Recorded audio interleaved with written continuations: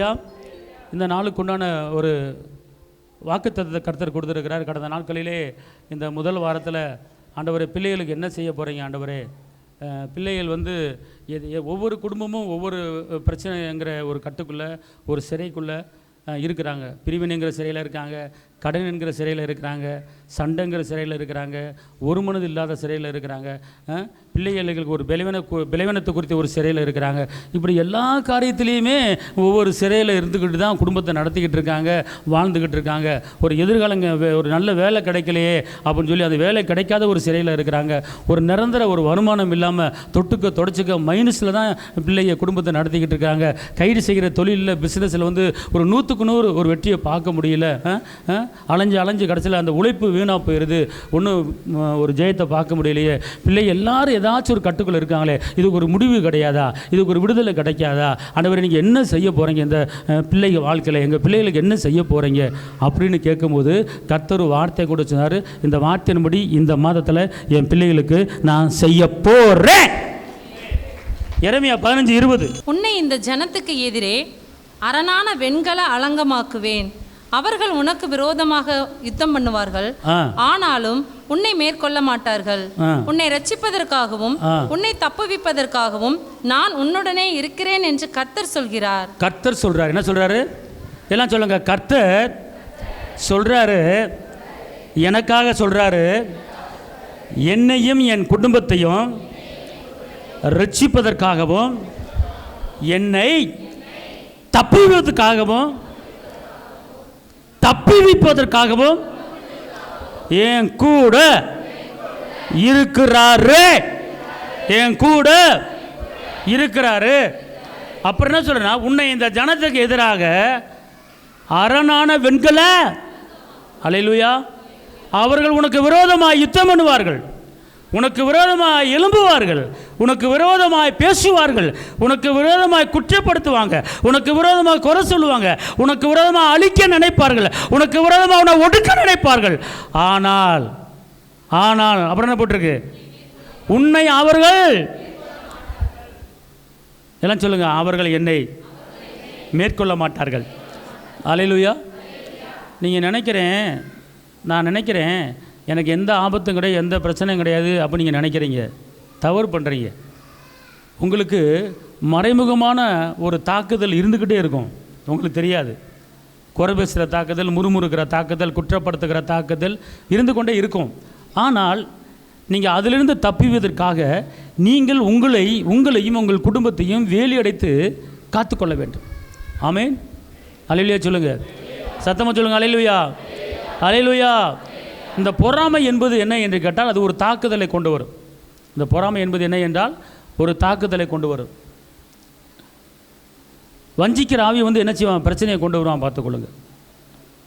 பொறாமை என்பது என்ன அப்படின்னு கேட்டிங்கன்னா, இவன் இப்படி நல்லாயிட்டானே, நானும் நல்லா ஆகலையே, இவன் நல்லா இருக்காளே, நான் நல்லா இல்லையே அப்படின்னு சொல்லும் போது யாரை குறித்து அவர்கள் பொறாமைப்படுகிறார்களோ நம்மளுக்கு ஒரு தாக்குதல் வரும். ஆனால் அந்த தாக்குதல் வராமல் இருப்பதற்காக நீங்கள் இப்படிப்பட்ட வார்த்தைகளை நீங்கள் நம்பணும். இப்படிப்பட்ட வார்த்தைகளை நீங்கள் என்ன செய்யணும்? பேசணும். நல்லா தெரிஞ்சு கொள்ளுங்க.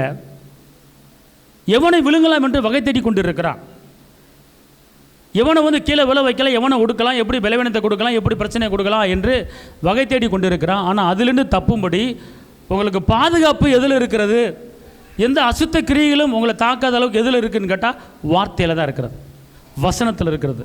வேதம் சொல்லுகிறது, வசனத்தை அனுப்பி குணமாக்கி அழிவுக்கு தப்பி வைப்பார். எதை அனுப்புகிறாரு? வசனத்தை அனுப்பி தான் அழிவுக்கு தப்பி வைப்பார், வார்த்தையை அனுப்பி தான் தவிப்பார். அப்போனா எந்தெந்த காரியத்துக்கு வார்த்தையை அனுப்புகிறாரு அப்படின்னு கேட்டால், வார்த்தையை அனுப்பி தப்பி வைக்கிறான்னு கேட்டால் இப்போ உங்களுக்கு எதிராளி இருக்கிறாங்க. அப்போ அதுக்கு என்ன அர்த்தம், அதுக்கு என்ன செய்யணும் அப்படின்னு கேட்டால் இந்த வசனம் என்ன சொல்லுது? உனக்கு எதிராக வாசிங்க பார்ப்போம். உன்னை இந்த ஜனத்துக்கு எதிரே அரணான வெண்கல அலங்கமாக்குவேன். அவர்கள் உனக்கு விரோதமாக யுத்தம் பண்ணுவார்கள், விரோதமாக யுத்தம் பண்ணுவார்கள், உனக்கு விரோதமாக எழும்புவார்கள். ஆனாலும் உன்னை மேற்கொள்ள மாட்டார்கள், உன்னை மேற்கொள்ள மாட்டார்கள். அப்ப நீங்க எல்லாம் சொல்லுங்க, எல்லாம் என்ன பாருங்க. எனக்கு விரோதமாய் யுத்தம் பண்ண எழும்புவார்கள், ஆனால் அவர்கள் யுத்தம் பண்ண எழும்பினாலும் எனக்காக கர்த்தர் வழக்காடி யுத்தம் பண்ணி ஜெயத்தை கொடுப்பதற்காக, என்னை தப்பிப்பதற்காக அவர் என்னோடு இருக்கிறார். அவர் என்னை வெண்கல அரண்யமாக்குவார். அல்லேலூயா. யார் என் மேலே பொறாமைப்பட்டாலும், யார் என் மேலே வன்கண் வச்சாலும் என்னை தாக்க முடியாது, என்னை தாக்க முடியாது. அவரே எனக்கு கோட்டையாக இருக்கிறார், அவரே எனக்கு அரணாக இருக்கிறார். அல்லேலூயா, அல்லேலூயா. அன்பார்ந்தவர்களே, கர்த்தர் ஒரு நல்ல வேலையை கொடுக்கலாம், கவர்மெண்ட் வேலையை கொடுக்கலாம், நல்லா நீங்கள் சம்பாதிக்கலாம், நல்லா வச்சிருக்கிறாரு நீங்கள் சொல்லலாம். ஆனால் உங்களுக்கு எதிர்ப்புகள் வரும். அதுக்கு நீங்கள் வேலி அடைக்கணும். என்ன வேலினா வசனத்தை வேலி அடிக்கணும். அதான் விவரமாக வந்து யாபேஸ் ஒரு ஜெபம் பண்ணுறார். என்ன ஜெபம் பண்ணுறார் தெரியுமா? யாபேஸ் ஜெபத்தை ஒரு ஆள் வாசி பார்ப்போம். யாபேஸ் இஸ்ரவேலின் தேவனை நோக்கி, தேவரீர் என்னை ஆசீர்வதித்து, தேவனே என்னை ஆசீர்வதித்து என் எல்லையை பெரிதாக்கி, என் எல்லையை பெரிதாக்கி, உமது கரம் என்னோடு இருந்து, உங்க கரம் என் கூட இருந்து, தீங்கு என்னை துக்கப்படுத்தாதபடிக்கு, எந்த தீங்கு எந்த பிரச்சனையும் எந்த வேதனையும் என்ன துக்கப்படுத்தாத அளவுக்கு அதற்கு என்னை விலக்கி காத்தருளும், அதற்கு என்னை விலக்கி காத்தரல். இந்த ஜெபத்தை நீங்க பண்ணீங்கன்னா உங்களுக்கு தேவனுடைய பாதுகாப்பு வந்துடும். பலவீனத்துக்கு விலக்கி பாதுகாத்துக் கொள்ளுங்க, வன்கணங்கள் விலக்கி பாதுகாத்துக் கொள்ளுங்க, பொறாமைகளுக்கு விலக்கி நீங்கள் பாதுகாத்துக் கொள்ளுங்க. அப்படி சொல்லும்போது வசனம் தான் பாதுகாப்பு, வேறு ஒன்றும் கிடையாது. அப்போ பாதுகாப்புக்குண்டான வார்த்தைகள், இந்த வார்த்தைகள் சுகத்துக்குண்டான வார்த்தைகள், பொறாமை வன்கண் வராமல் இருப்பதுக்கு இப்படிப்பட்ட வார்த்தைகளை சொல்லணும். இப்போ இந்த மாதத்தில் கர்த்தர் இந்த வார்த்தையின்படி உங்களுக்கு நடத்த போகிறாரு. திருப்பி எல்லாரும் வாசிங்க, எரேமியா 15:20. இந்த வார்த்தையின்படி உங்களை நடத்த போகிறாரு, உங்களையும் உங்கள் குடும்பத்தை நடத்த போகிறாரு.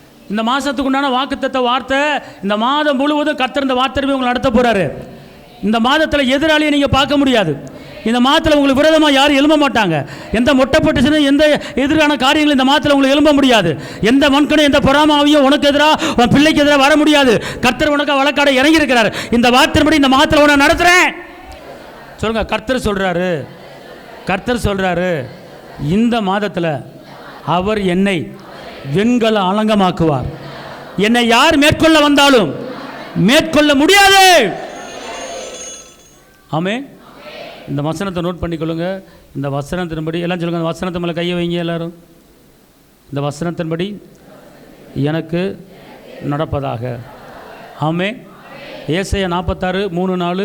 யாக்கோபின் சந்ததியாரே, இஸ்ரவேல் சந்ததியில் மீதியாகிய சகல ஜனங்களே, எனக்கு செவி கொடுங்கள், எனக்கு செவி கொடுங்கள். தாயின் வயிற்றில் தோன்றினது முதல் உங்களை ஏந்தினேன், தாயின் கற்பத்தில் உற்பத்தியானது முதல் உங்களை தாங்கினேன். உங்கள் முதிர் வயது வரைக்கும் நான் அப்படி செய்வேன். நரை வயது மட்டும் நான் உங்களை தாங்குவேன். நரை வயது மட்டும் என்ன செய்வேன்? ஹல்லேலூயா. இது உங்களுக்கு கொடுக்கிற பிராமிஸ் வார்த்தை. இங்க கடைசி வரைக்கும் உன்னை பார்த்துக்க, உன்னை கைவிட மாட்டேன், என்னை நம்பு அப்படின்னு வாங்க. ஒரு சில பேர் உன் தேவைகளை பூரா நான் சந்திப்பேன், உன் குடும்பத்தையும் பார்த்துக்குவேன், உங்கள் அம்மா அப்பையும் பார்த்துக்குவேன், என்னை நம்பு, வா கல்யாணம் முடிப்போம் அப்படின்னு வாங்க. அத்துவிட்டு போயிடுவாங்க. நம்பாத. ஆனால் இதை நம்பு, இந்த வார்த்தையை நம்புங்க. இந்த வார்த்தை உங்களை பார்த்து என்ன சொல்லுதுன்னு கேட்டிங்கன்னா, நான் தாயின் வயிற்றில் உருவாக்கு முன்னமே உன்னை என்ன செஞ்சுட்டேன்? பார்த்துட்டேன். நான் தாங்குவேன், ஏந்துவேன். எல்லாம் சொல்லுங்கள். அவர் என்ன தாங்குவார், ஏந்துவார், தப்புவிப்பார். எல்லாம் சொல்லுங்கள். தாங்குவார், ஏந்துவார், தப்புவிப்பார். அல்லேலூயா, அல்லேலூயா. அவர் நல்ல வார்த்தை கவனிங்க. இந்த வசனத்தின்படி எனக்கு நடப்பதாக. திருப்பி வாசிக்குமா? அத யாக்கோபின் சந்ததியாரே, இஸ்ரவேல் சந்ததியில் மீதியாகிய சகல ஜனங்களே, எனக்கு நீங்களே எந்த சந்ததி? யாக்கோபின் சந்ததி. உங்களுக்கு தான் சொல்றாரு. யாக்கோபின் சந்ததியாரே, இஸ்ரவேலின் சந்ததியாரே சொல்றாரு. தாயின் வயிற்றில் தோன்றினது முதல் உங்களை ஏந்தி, தாயின் கற்பத்தில் உற்பத்தியானது முதல் உங்களை தாங்கினேன். என்னை தாங்கினார். உங்கள் முதிர் வயது வரைக்கும் நான் அப்படி செய்வேன். நரை வயது மட்டும் நான் உங்களை தாங்குவேன். நான் அப்படி செய்து வந்தேன், இனிமேலும் நான் ஏந்துவேன், நான் சுமப்பேன். அல்லேலூயா. கையை தட்டி அபகமே சொல்லுங்க. இனிமேலும். இதுவரை தாங்கினார்ல, அவர் சொல்றார் இனிமேலும், இனிமேலும். அப்போனா இன்னும் எத்தனை காலத்துக்கு நீங்கள் வாழ போகிறீங்க, எத்தனை வருஷத்துக்கு வாழ போகிறீங்க, அது வரைக்கும் உங்களை நான் என்ன செய்வேன்? சுமப்பேன், உங்களை தாங்குவேன், உங்களை தப்புவிப்பேன். எல்லாம் சொல்லுங்கள். இயேசு என்னை தாங்குவார், தாங்குவார், தப்புவிப்பார், ஏந்துவார் என் தெய்வம். எல்லாம் சொல்லுங்க. தாங்குவார், தப்புவிப்பார், ஏந்துவார் என் தெய்வம். இம்மட்டும் கைவிடா தேவன், இனியும் கைவிட மாட்டார். இம்மட்டும் கைவிடா தேவன், இனியும் கைவிட மாட்டார். தாங்கினார், ஆயுள் முழுதும் தாங்குவார். தாயின் வயிற்றில் தாங்கினார், ஆயுள் முழுதும் தாங்குவார். தாங்குவார், தப்புவிப்பார், ஏந்துவார் என் தெய்வம். தாங்குவார், தப்புவிப்பார், ஏந்துவார் என் தெய்வம். இம்மட்டும் கைவிடா தேவன், இனியும் கைவிட மாட்டார். ஓ, இம்மட்டும் கைவிடா தேவன், இனியும் கைவிட மாட்டார். தாங்குவார், தப்புவிப்பார், ஏந்துவார் என் தெய்வம். தாங்குவார், தப்புவிப்பார், ஏந்துவார் என் தெய்வம். ஆயன் இயேசு ஆடுனான், ஆதலால் பயமில்லை. ஆயன் இயேசு ஆடுனான், ஆதலால் பயம். சாத்தான் பறிக்க முடியாது, சபிக்கிறேன் இயேசு நாமத்தில். சாத்தான் பறிக்க முடியாது, சபிக்கிறேன். சபிக்கிறேன் இயேசு நாமத்தில். தாங்குவார், தப்புவிப்பார், ஏந்துவார் என் தெய்வம். என்ன? தாங்குவார், தப்புவிப்பார், ஏந்துவார் என் தெய்வம். இம்மட்டும் கைவிடா தேவன், இனியும் கைவிட மாட்டார். சொல்லுங்க. இம்மட்டும் கைவிடா தேவன், ஆமென். இனியும் கைவிட மாட்டார். தாயின் வயிற்றில் தாங்கினார், ஆயுள் முழுதும் தாங்குவார். தாயின் வயிற்றில் தாங்கினார், ஆயுள் முழுதும் தாங்குவார். தாங்குவார், தப்புவிப்பார், ஏந்துவார் தெய்வம். தாங்குவார், தப்புவிப்பார், ஏந்துவார் என் தெய்வம். அல்லேலூயா. சொல்லிட்டாரா? இதெல்லாம் பக்கத்தில் ஆளை பார்த்து சொல்லுங்க. அவர் தாங்குவார், தப்பி வைப்பார், ஏந்துவார். தேவையில்லாமல் பயப்படாத. என் பிள்ளை கல்யாணம் ஆகலைன்னு பயப்படாத. அவருக்கு தெரியும் எப்போ முடிக்கணும்னு. அல்லேலூயா. சும்மா மூஞ்சி தொங்க போட்டு உட்காந்துருக்கக்கூடாது. தாங்குறவர் உனக்கு இருக்கிறார், தப்பி வைக்கிறவர் உனக்கு இருக்கிறார். அவர் ஒரு நேரம் வச்சிருக்கிறார், கண்டிப்பாக செய்வார். அல்லேலூயா சொல்லுங்கள். அல்லேலூயா. அநேக பேத்துக்கு பொறாம வன்கண் என்ன செய்யக்கூடாது, வரக்கூடாது. நீங்கள் தான் வேலி அடைச்சிக்கணும். நீங்கள் தான் என்ன செய்யணும், வேலி அடைக்கணும். அல்லேலூயா சொல்லுங்கள். அதுக்கு ஒரு சில காரணங்கள் நம்மளாவே இருக்கிறோம். அநேகர் பொறாமப்படும் போது நம்மளுக்கு தாக்குதல் வரும், பார்த்துக்கொள்ளுங்க. அதான் சொல்லப்பட்டிருக்கு, மறைவுகளில் உத்தமன் மேல் கசப்பான வார்த்தையாகிய அம்பை எய்தார்கள். பார்த்தீங்களா? வசனம் எப்படி போட்டிருப்பாரு, மறைவுகளில். அப்படின்னா நம்மளுக்கு தெரியாமலே கண்ணார பார்த்து கசப்பான வார்த்தையை அனுப்புவாங்க. அவள் போறா பாரு, உருப்படாதவ, கசப்பான வார்த்தை. அவளுக்கு என்ன மினிக்கிட்டு போறா, கசப்பான வார்த்தை. அவள் டெய்லி ஒரு சேலையை கட்டிட்டு போறா, கசப்பான வார்த்தை. அவள் பாரு கருமண்டு வேலை கிடச்சிருச்சு, அவளுக்கு என்ன ராசா அப்படின்னு சொல்ற, கசப்பான வார்த்தை. இப்படிப்பட்ட வார்த்தையெல்லாம் எப்போ உங்கள் மேலே வருகிறதோ அப்போதெல்லாம் உங்கள் மேலே ஒரு அம்பு எரியப்படுகிறது, ஒரு அம்பு எரியப்படுகிறது. இப்போ உங்கள் மேலே அம்பு எஞ்சா குத்தி சுகமாக இருக்கும். அதனால் கவனம், விழித்திருக்கணும், ஜாக்கிரதையாக இருக்கணும். வார்த்தையில், கண்ணு பார்வையில், எல்லாத்துலேயுமே ஜாக்கிரதை தான் உங்களுக்கு சுகபலம் உங்களுக்கு உண்டாகும். சும்மா வசனம் என்ன சொல்லுது, மறைவுகளில் உத்தமன் மேல், சங்கீதத்தில் சொல்லப்பட்டிருக்கு, மறைவுகளில் உத்தமன் மேல் கசப்பான வார்த்தையாகிய அம்பை எய்தார்கள். அப்படின்னா நீங்கள் இங்கே உட்காந்துருக்கீங்க, மதுரையில் ஒருத்தர் உங்கள் மேலே ஒரு கசப்பான வார்த்தை அனுப்பிட்டானா அது உங்களுக்கு தாக்குதல் வந்துடும். அங்கேருந்து அம்பை விட்டானா தாக்குதல் வந்துடும். அப்போ அதனால தான் சொல்ல வரேன் நான், பெருமைக்கு கர்த்தர் எதிர்க்கிறார். புரியுதுங்களா? அதனால் என்ன சொல்கிறேன், நீங்கள் ஜாக்கிரதையாக இருந்துக்கங்க. உங்கள் பிள்ளைக்கு பிறந்தநாளை கொண்டாடுறீங்க, பிறந்தநாளை கொண்டாடினா நீங்கள் குடும்பம் இருந்து அந்த இதில் போடுங்க. தனியாக உங்கள் பிள்ளையை போட்டாங்க, நல்லா நகை நட்டை போட்டு உங்கள் தனியாக பிள்ளையை போட்டுறாங்க. அடுத்த நாள் நைட்டு ஆஸ்பத்திரிக்கு போகணும் பிள்ளைக்கு. திரும்ப பிள்ளைக்கு கால் வலி வரும், கை வலி வரும், வயிற்றால வரும். இதெல்லாம் நடக்கிற காரியத்தை சொல்லிக்கிட்டு இருக்கேன். அதனால் எல்லாத்துலேயும் என்ன செய்யணும், ரொம்ப கவனமாக இருக்கணும். ப்ளஸ் பண்ணணும், ஆசீர்வதிக்கணும். அப்படின்னாங்கன்னா ஒரு அம்பு விழுகுது. தூர் போகுதா அப்படின்னா ஒரு அம்பு, இவளுக்கு என்ன அப்படின்னா அம்பு. அதனால் நீங்கள் இந்த பொறாமாவி எழும்புறதுக்கு, எதிர்ப்பு நாவி எழும்புறதுக்கு ஜாக்கிரதை என்ன செய்யுங்க, நீங்கள் இருந்து கொள்ளுங்க. சங்கீதம் 91:3, அவர் உன்னை வேடனுடைய கண்ணிக்கும் பாலாக்கும் கொள்ளை நோய்க்கும் தப்புவிப்பார். எதுல தப்பி வைக்கிறாரு? இங்கே இருங்க, எதுலேருந்து ஆண்டவர் உங்களை தப்பி வைக்கிறாருன்னு பார்த்தா, வேடனுடைய கண்ணிக்கும், எல்லாம் சொல்லுங்க, வேடனுடைய கண்ணிக்கும் பாலாக்கும் கொள்ளை நோய்க்கும் அவர் என்னை தப்பி வைப்பார். நல்லா தெரிஞ்சவங்களுக்கு இந்த மாதத்தில் அநேக காரியங்களை கர்த்தர் உங்களை தப்பி வைக்கிறாரு.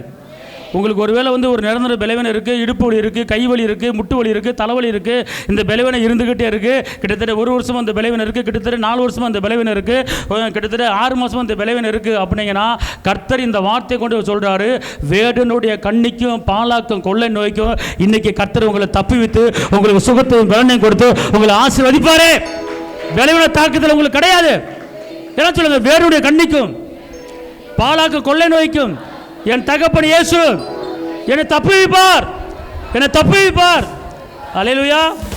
நிறைய காரியத்தில் இந்த மாதத்தில் தப்பிக்க போகிறீங்க. பல சிறையிருப்புகள் உங்களுக்கு மாறப்போகுது. கர்த்தர் உங்களுக்கு விடுதலையை கொடுக்க போகிறாரு. இந்த மாதம் ஒரு மீட்பின் மாதம். இந்த மாதம் தப்பி வைக்கிற மாதம். எவ்வளவு இக்கட்டு, எவ்வளவு நெருக்கம், எவ்வளவு கடன் பிரச்சனை, எவ்வளவு நிந்தை, எவ்வளவு அவமானம், எவ்வளவு போராட்டத்துக்குள்ள நீங்க மாட்டி தவித்து கொண்டிருந்தாலும், எத்தனை பிரச்சனைகள் மத்தியில் கர்த்தர் உங்களை தப்பி வைத்து உங்களை கரமடிச்சு உங்களை இந்த மாதத்தை நடத்த போறாரு. ஒரு விடுதலை கிடைக்க போகுது. அல்லேலூயா. சங்கீதம் 96 இருளில் நடமாடும் கொள்ளை நோய்க்கும் மத்தியானத்தில் பாலாக்கும் சங்காரத்துக்கும் பயப்படாதிருப்பாய்.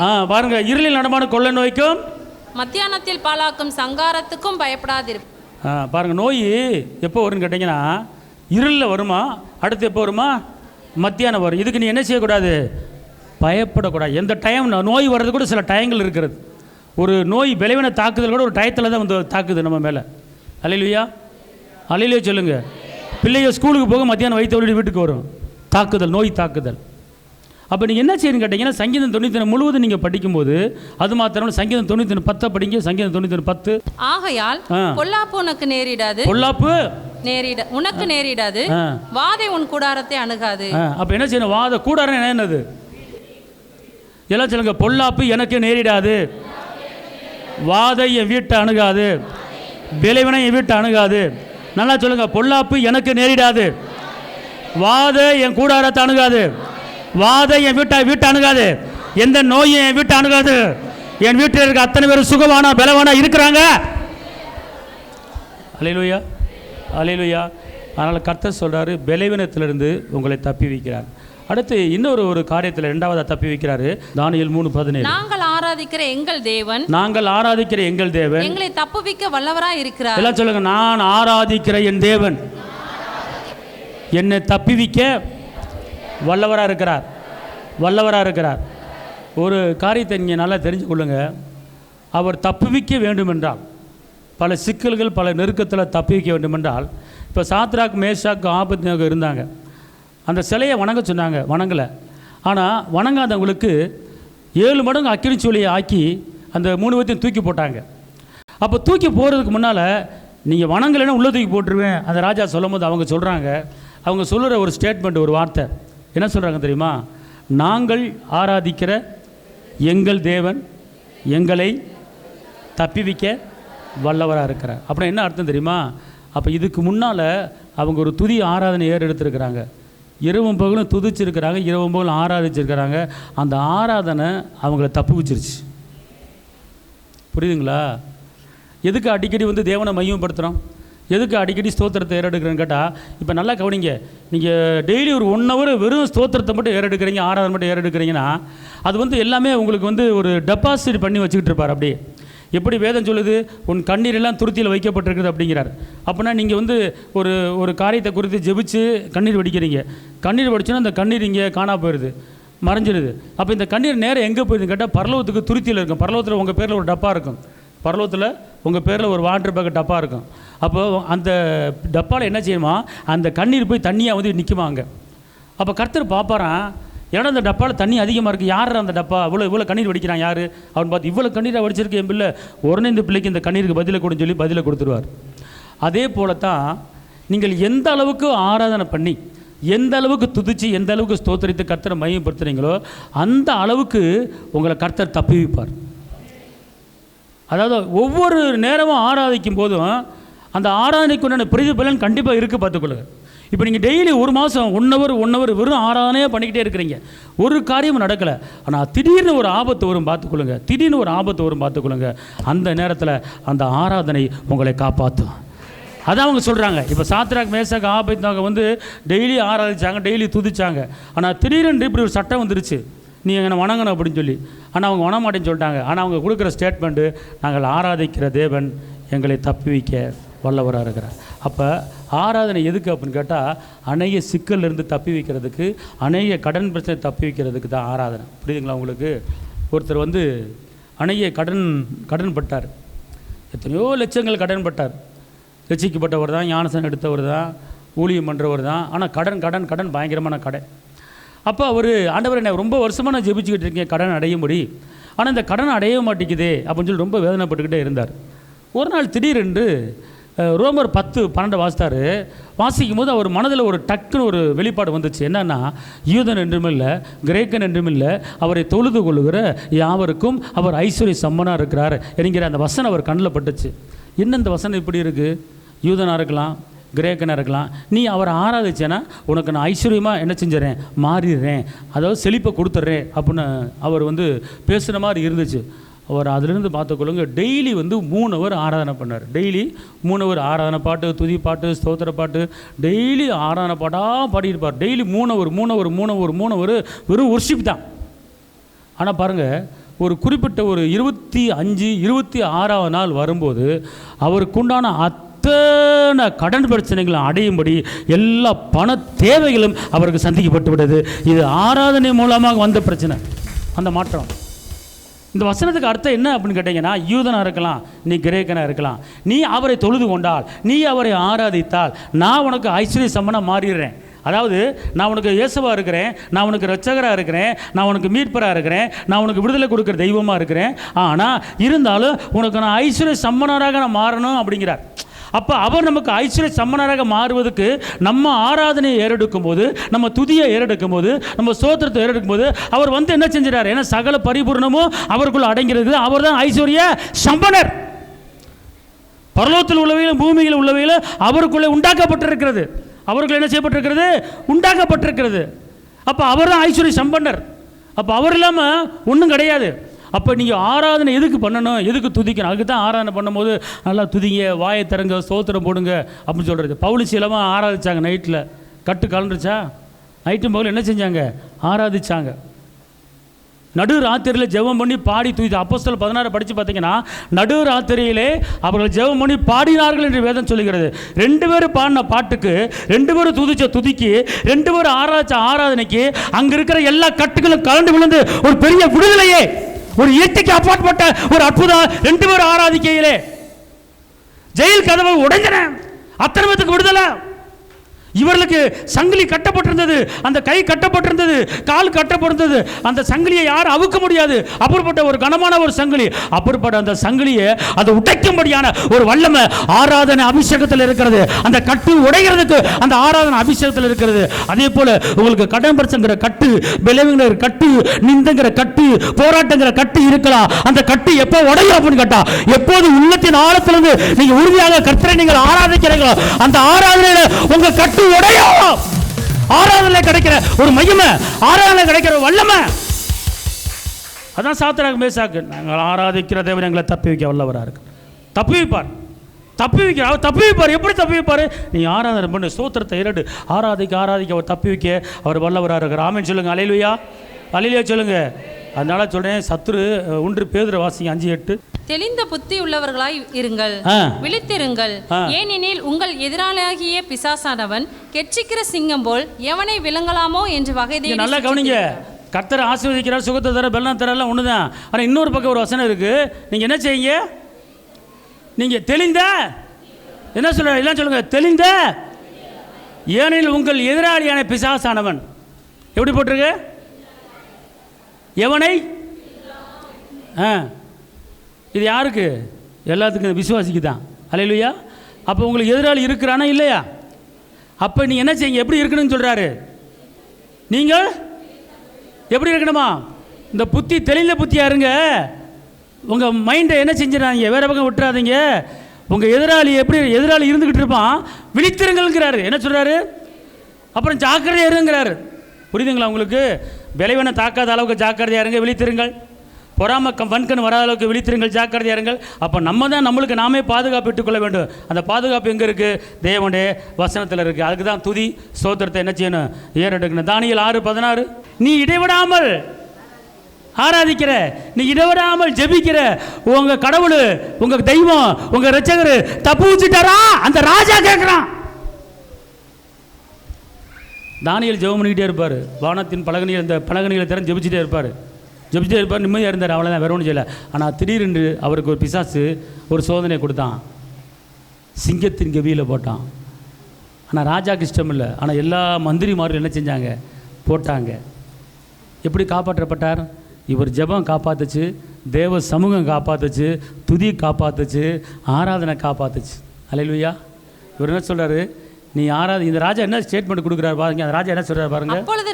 அப்பொழுது ராஜா கட்டளையிட அவர்கள் தானியேலை கொண்டு வந்து அவனை சிங்கங்களின் கெபியிலே போட்டார்கள். ராஜா தானியேலை நோக்கி, நீ இடைவிடாமல் ஆராதிக்கிற உன் தேவன் உன்னை தப்புவிப்பார் என்றான். அல்லேலூயா. ராஜா எப்படி கொடுக்குறாரு பாருங்க. நீ இடைவிடாமல் ஆராதிக்கிற, எல்லாம் சொல்லுங்க, இடைவிடாமல் ஆராதிக்கிற என் தேவன், இடைவிடாமல் ஆராதிக்கிற என் தகப்பன், எல்லா கடன் பிரச்சனையிலிருந்தும், எல்லா பலவீனத்திலிருந்தும், எல்லா பொறாமை வன்கணிலிருந்தும் அவர் என்னை தப்புவிப்பார், தப்புவிப்பார், தப்புவிப்பார், தப்புவிப்பார். அல்லேலூயா. நல்லா தெரிஞ்சு கொள்ளுங்க. கடன் பிரச்சனையில் தப்பு வைக்கணும், நெருக்கத்தில் தப்பு வைக்கணும், கண்ணியில் தப்பு வைக்கணும், மரண போராட்டத்தில் தப்பி வைக்கணும். அதான் ஒரு வசனம் இருக்கு, பார்த்துக்கொள்ளுங்க. சங்கீதம் 103:4 பிராணனை அழிவுக்கு விலைக்கு மீட்டு, உன் உயிரை அழிவுக்கு விலைக்கு மீட்டு, உன்னை கிருபையினாலும் இரக்கங்களினாலும் முடிசூட்டி நன்மையினால் உன் வாயை திருப்தியாக்குகிறார். நன்மையினால் வாயை திருப்தியாக்கி கழுகுக்கு சமானமாய் ஒத்த வாழ வயதை கூட்டி கொடுக்கிறார். அன்பார்ந்தவர்களே, எல்லாத்துக்கும் மூல காரணம் அஸ்திவாரம் ஒன்றே ஒன்று. கேளுங்க. சாத்ராக் மேசாக் ஆபவிகள் தப்பு வச்சார். ஓகே, தப்பு வச்சார், தப்பு வைக்கலையா? இதுக்கு என்ன காரணம்? ஆராதனை. தானியேலை சிங்க கபியில போட்டாங்க, தப்பு வச்சாரா, தப்பு வைக்கலையா? இதுக்கு என்ன காரணம்? ஆராதனை. பவுல் சீலாவும் கட்டப்பட்டிருந்தாங்க, தப்பு வச்சாங்களா, தப்பு வச்சாரா? அதுக்கு என்ன காரணம்? ஆராதனை. இப்போ இன்றைக்கி நம்ம வாழ்க்கையில் நம்ம குடும்பத்தை எடுத்துக்கொள்ளுங்க. ஒவ்வொருத்தருக்கும் ஒவ்வொரு சிறையிருப்பு இருக்கிறது, ஒவ்வொருத்தருக்கும் ஒரு பிரச்சனை இருக்குது இல்லையா? இருக்கா? நம்ம அந்த பிரச்சனை முடிப்பதுக்கு அவனை பார்க்குறேன், இவனை பார்க்குறேன், அந்த லோனை வாங்குறேன், இந்த லோனை வாங்குறேன், அவனை பார்க்குறேன், இவனை பார்க்குறேன், இதை பேசி இவங்க ஹெல்ப் பண்ணிடுவானா, அந்த அதிகாரி ஹெல்ப் பண்ணிடுவாரா, அந்த அதிகாரி ரெக்கமெண்ட் எனக்கு வேலை கிடச்சிருமா, இந்த அதிகாரி ரெக்கமெண்டில் எனக்கு அந்த வேலை கிடச்சிருமா, இந்த வேலை கிடச்சிருமா, அப்படி கிடச்சிரும், இப்படி கிடச்சிருமா அப்படின்னு சொல்லி ஒரு low low low low low low low low என்ன செய்கிறான்? ஓடுறோம், அலைகிறோம், வைக்கிறோம். ஆமாவா இல்லையா? சொல்லுங்கள். சரி, இது போகட்டும். 2 அதிகாரத்தில் யோசபாத்துக்கு விரோதமாக 3 படம் வந்துச்சு. எத்தனை படம்? 2 யோசபாத்துக்கு விரோதமாக 3 படம் வந்துச்சு. அந்த 3 படம் எப்படி முறியடிச்சார் அப்படின்னு கேட்டால், அவர் யுத்த வீரரையும் என்ன கடப்பாறை கம்பி வச்சிருக்கிறவர்களையும் துப்பாக்கி வச்சிருக்கிறவர்களையும் அந்த படையை அவர் முன்னால் அனுப்பல. யாரை முன்னால் அனுப்புனார்? துதிக்கிற ஜனத்தை, யூதா கோத்திரத்தை முன்னாடி அனுப்புனார். அந்த துதிக்கிற ஜனத்தை முன்னாடி அனுப்பும் போது அங்கே எதிராளி ஒவ்வொரு வெட்டிந்து விழுந்தார்கள். ஆராதனையில் கிடைத்த விடுதலை. எதிராளி கீழே விழணுமா? துதித்துப்பார். எதிராளி கீழே விழணுமா? ஆராதித்துப்பார். நான் சொல்றது எல்லாமே பைபிளில் இருக்கிற சம்பவத்தை எல்லாம் விடுதலை பெற்றுக்கிட்டாங்க. 3 படம் வருது, ஒரே படம் யோசபாத்து படம். 3 படம் வந்து யோசபாத்து படம் அடிச்சு கொண்டலாம். ஆனால் இவருக்கு வழி தெரியல. ஒருமித்தாரு, ஒருமுகப்பட்டாரு. துதிக்கிறவங்களை முன்னால் அனுப்பினார், பாட்டு பாருங்களை முன்னால் அனுப்பினார். பக்கத்திலே போல துப்பாக்கி வச்சு கம்முன்னு இருந்தான், கடப்பரை வச்சுருந்தேன் கம்பு வேணாம், கையேந்தி வாள் வச்சுருந்தேன் கம்முன்னு இருந்தான். ஆனால் பாடல்கள் யுத்த வீரர்களாக போனாங்க. துதி எடுத்தான் சாத்தான் ஓடுவான், முறுமுறுத்தா திரும்பி வருவான். அதனால் துதியை மட்டும் ஏறிடுங்க, முறுமுறுக்காதீங்க. என்னத்தை செஞ்சார்? முறுமுறுத்துறாதீங்க, அவன் வருவான். ஆமாம், ஜெபிச்சு என்னத்தை கண்ட? பிசாச்சு வருவான். நான் சர்ச்சுக்கு வரல, பிசாச்சு வருவான். நீலாம் சாதிக்க பிறந்த, எல்லாம் சொல்லுவோம், நான் சாதிக்க பிறந்தாலும். இது எல்லாமே ஒரே அஸ்திவாரம், ஆராதனை. அல்லேலூயா. ஒன்றுமே இல்லைங்க, உன் எதிராளி உன் சார்பாக வருவேன். நீ மட்டும் ஒரு நாளைக்கு ஒரு 3 ஹவர் கர்த்தர் சமூகத்தில் உட்காந்து துதிச்சுப்பார், கர்த்தர் சமூகத்தில் ஆராதிப்பார். எண்ணி 15 நாளில் அல்லது 7வது நாளில் உனக்கு எதிர்பார்த்த காரியத்தை உன் வீடு தேடி வரும்படி கர்த்தர் எல்லா காரியத்தையும் உனக்கு செஞ்சு முடிப்பார். 2 பேரும் தூச்சாங்க, ஜெயிலில் இருக்கிற அத்தனை கதை உடஞ்சிச்சுங்க. உங்கள் கதவு உடையும். உங்களுக்கு அடைக்கப்பட்ட, உங்களுக்கு வரக்கூடிய அந்த வருமானங்கிற கதவு அடைக்கப்பட்டு இருக்கிறது. அந்த கதவை உடைப்பாரே ஏசப்பா.